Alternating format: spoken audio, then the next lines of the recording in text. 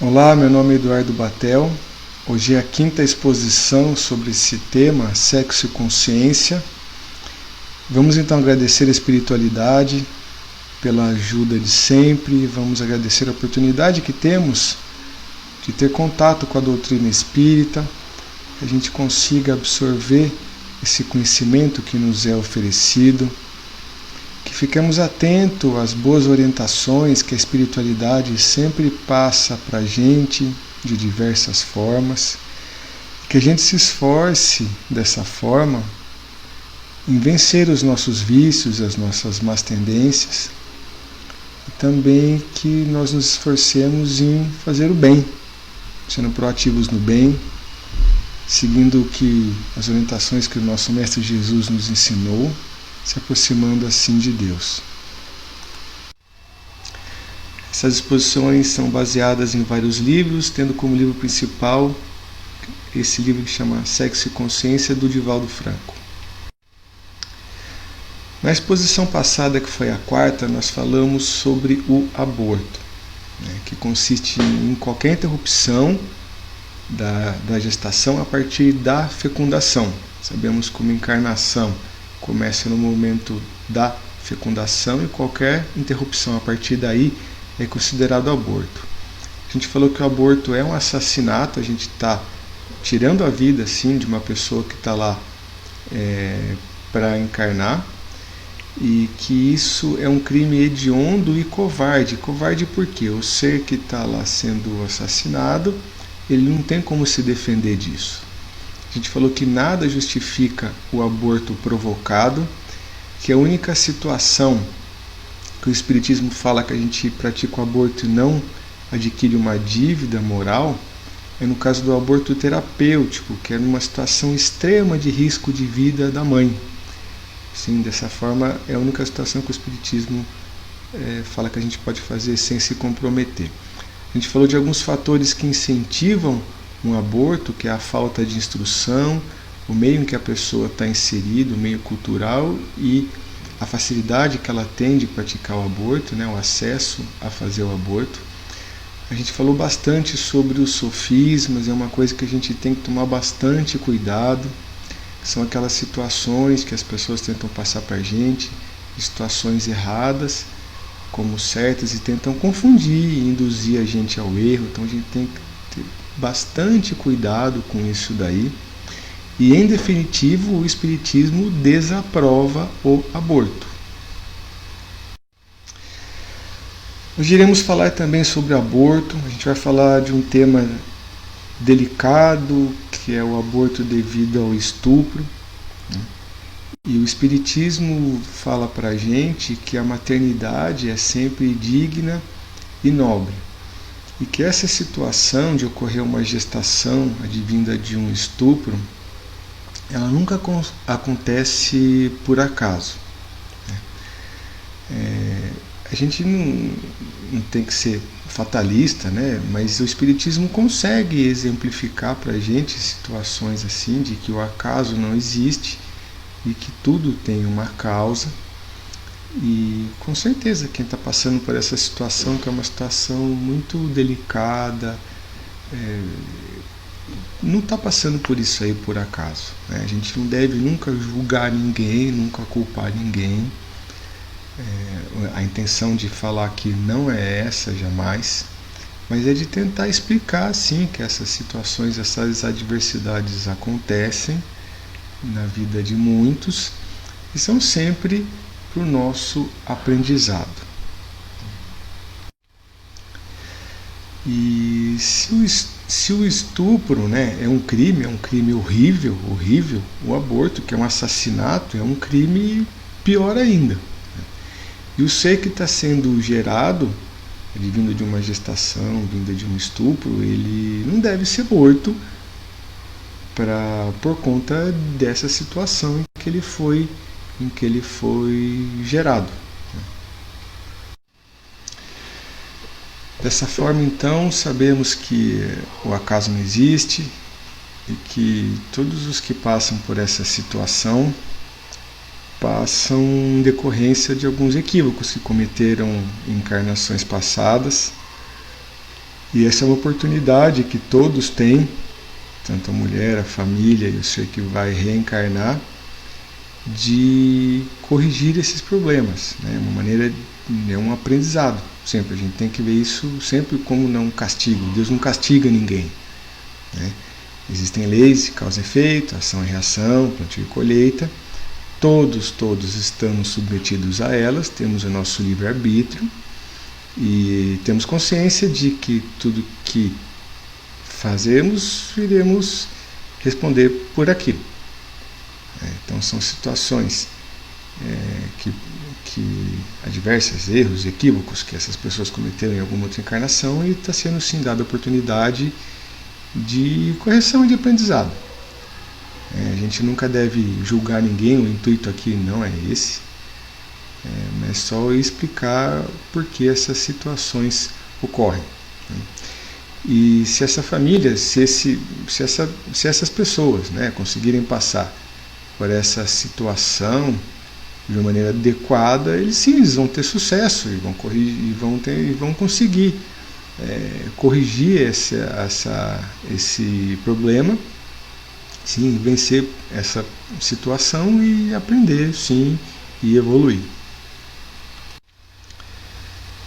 Então a gente sabe que é uma situação sempre ruim, dolorosa, muito angustiante para quem está passando, mas é obrigação da mulher e de todos os familiares tentarem levar essa gestação em curso até o final e não praticar o aborto, né?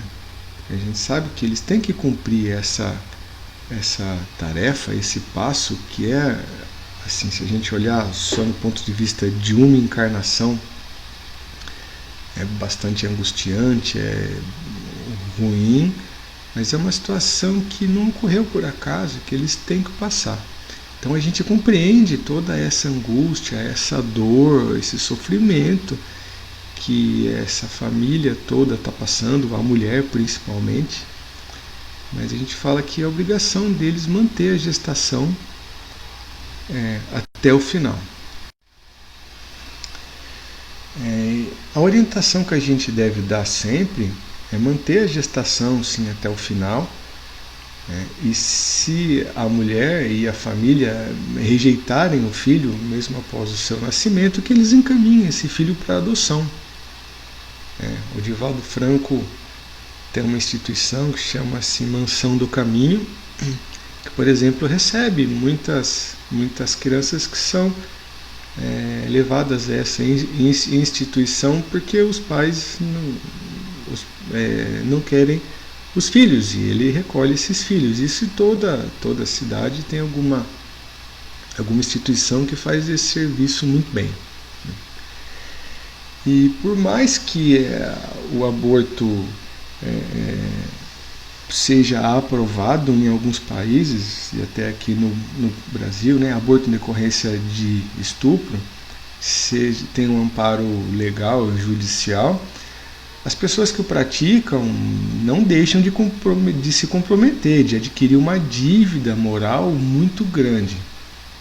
As leis nossas são feitas por homens variavelmente falíveis, e então quem pratica isso daí falando, não, isso está na lei, eu posso fazer, que eu não vou me comprometer, não, essa desculpa não é factível, e a pessoa sim se compromete moralmente se ela praticar um aborto devido a estupro. Então, numa gravidez ocasionada por estupro, né, a realização do aborto jamais será uma solução ética. Nós compreendemos que é sempre uma situação dolorosa, a gente tem que entender a dor, a gente não deve julgar ninguém, jamais, nem condenar. A gente tem que compreender, mas sim, a gente tem que seguir essa orientação que é a correta. Agora iremos falar do aborto eugênico, que também é uma situação bastante delicada, né? Então, o aborto eugênico é aquele que é feito em um feto que possui alguma anomalia, alguma má formação. E ele também é um crime, como o aborto provocado, como o aborto normal. Então ninguém está autorizado a interromper a vida de ninguém em qualquer circunstância. A única situação que a gente já falou, que a gente pratica o aborto e não adquire uma dívida moral, é no caso do aborto terapêutico, que é no risco de morte iminente da mãe. É a única situação. Então a gente não está autorizado a interromper a vida em qualquer situação. Isso tanto no aborto, como na pena de morte, como na eutanásia. E o Espiritismo consegue explicar todas essas situações para a gente. Do aborto eugênico, falando especificamente do anencéfalo, que é uma malformação do sistema nervoso central. Então é um ser que está lá em formação e ele tem essa deficiência, esse problema no seu corpo físico, que é em decorrência de uma deficiência do seu espírito e do perispírito, mas ele nasce com um problema no seu sistema nervoso central, de uma malformação bastante grande. E essa situação, como qualquer malformação, mas falando especificamente do anencéfalo, é um doloroso processo, de reencarnação de situações que esse espírito viveu no passado e de atitudes equivocadas que ele teve, ele e toda a família envolvida também. O Espiritismo consegue explicar isso daí pra gente. Então, por exemplo, quem cometeu o suicídio, através, por exemplo, ou pulando de algum lugar e caindo de cabeça no chão, ou dando um tiro na cabeça, ou quem fez um mau uso da inteligência, existem inúmeros, esses são só alguns exemplos de quando isso pode ocorrer. Essa pessoa agindo dessa maneira, em uma outra encarnação, ela adquire um problema que fica gravado no seu perispírito, e uma maneira de corrigir esse problema, ela encarnando dessa maneira.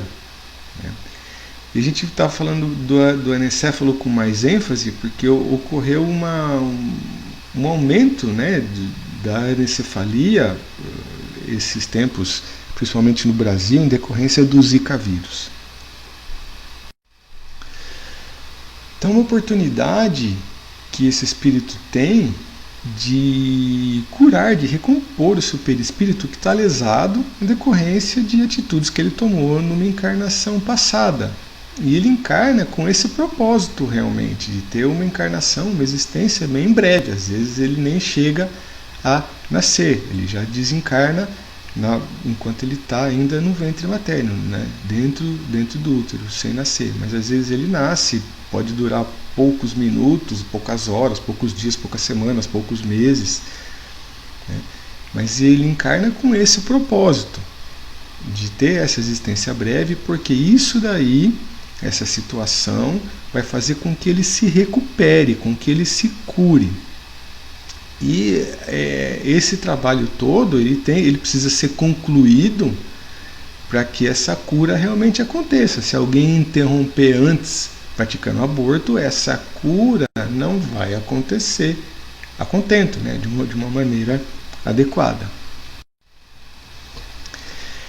E essa dívida, essa situação que esse espírito está passando, não é um problema só dele.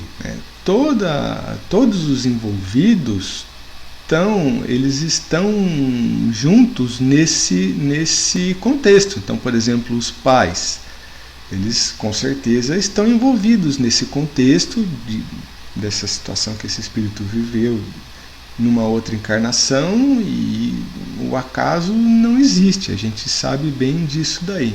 Então, os pais, vamos por um exemplo também, uma pessoa que se suicidou, que deu um tiro na cabeça. Então, as pessoas, por exemplo, que induziram essa pessoa a se suicidar, podem ser os pais que vão receber esse anencéfalo, por exemplo. Isso é só um exemplo, não que toda toda situação de anencefalia ocorra dessa maneira. Isso é só um exemplo. E o amor dos pais durante a gestação contribui também para essa recuperação do perispírito do ser reencarnante que tá lesado, né? E dessa forma, se os pais praticarem o aborto, eles vão desenvolver o conflito psicológico que muitas vezes vai eclodir lá na frente, depois de anos ou até de décadas. Então é muito importante que os pais tenham essa consciência de que essa situação que eles estão vivendo não acontece por acaso, que eles têm que cumprir essa tarefa, essa parte, de uma maneira adequada. É bastante importante eles terem consciência disso daí, que isso não acontece por acaso. Isso aconteceu com eles porque é uma situação que eles têm que passar e que eles tentem passar por essa situação cumprindo o seu papel, fazendo isso daí da melhor maneira possível.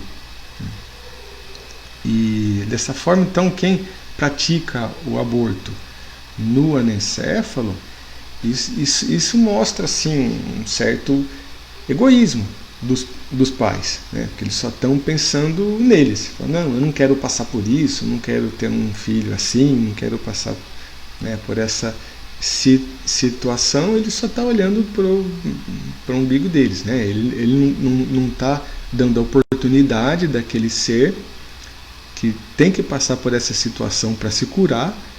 Ele não está dando oportunidade dessa pessoa se curar, né? Então mostra assim o egoísmo, a falta de amor e a fuga da realidade, do enfrentamento dos problemas que todos temos que passar.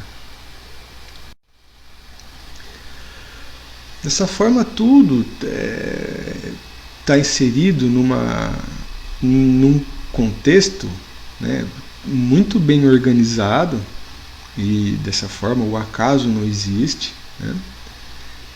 E eu já falei isso daqui também sobre o aborto advindo do estupro, né? Que por mais que tenha-se um amparo pelas leis de alguns países para se realizar o aborto no anencéfalo, quem pratica o aborto nessa situação também não deixa de adquirir uma dívida moral bastante grande, né?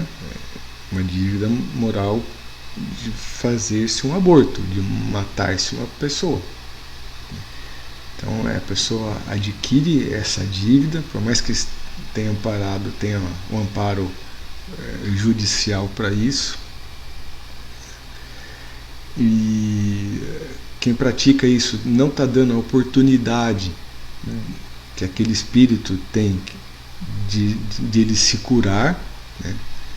Isso pode gerar um conflito, o caso de muitos casos de obsessão também futura por conta disso daí, que esse espírito que viria e é abortado, ele pode se revoltar, pode buscar vingança contra os pais e tudo mais, uma porque já tinha até um contexto prévio, senão isso não aconteceria. E se os pais levarem a gestação até o final, muitas vezes esse espírito se cura e ele pode inclusive numa gestação futura desse mesmo casal voltar como uma criança normal, já curada desse problema que ele adquiriu. Então o anencéfalo tem o direito de viver. Nós não temos em absoluto, né, o direito de tirar a vida de ninguém, inclusive do anencéfalo, que é um espírito que está lá, que tem esse problema no corpo físico, na parte do sistema nervoso central, especificamente do anencéfalo, e que tem que cumprir essa tarefa para se curar. O espiritismo, a gente vê que ele consegue elucidar para a gente várias questões, que ele consegue dar várias respostas para a gente, que ele consegue explicar tudo que a gente tem condição cognitiva, né, inteligência, para entender. E dessa maneira, a gente entendendo essas situações, a gente olhando essas situações sobre a visão espírita, entendendo que o espiritismo passa para a gente consegue passar por esses problemas de uma maneira muito melhor, com mais resignação, sem revolta, sem raiva, com muito mais resiliência. Então, uma bênção para a gente, a doutrina espírita. A gente tem que agradecer muito a oportunidade de ter contato com ela, e ela consegue explicar isso daí para a gente e faz com que a gente evolua melhor e mais rápido, que a gente passe pelos nossos problemas de uma maneira muito melhor e consiga assim evoluir individualmente e contribuir para a evolução de todo o nosso país, de todo o nosso planeta e de todo o universo. Aqui são duas campanhas da Federação Espírita Brasileira, que eu já pus na outra palestra, falando em defesa da vida, né, falando não ao aborto, lembrando da questão 880 do Livro dos Espíritos, né, qual o primeiro de todos os direitos naturais do homem, né, o de viver. Então nós não temos o direito de tirar a vida de ninguém. Agradeço bastante a atenção de vocês, espero que tenham gostado. Na próxima exposição a gente vai continuar falando sobre aborto também. Obrigado.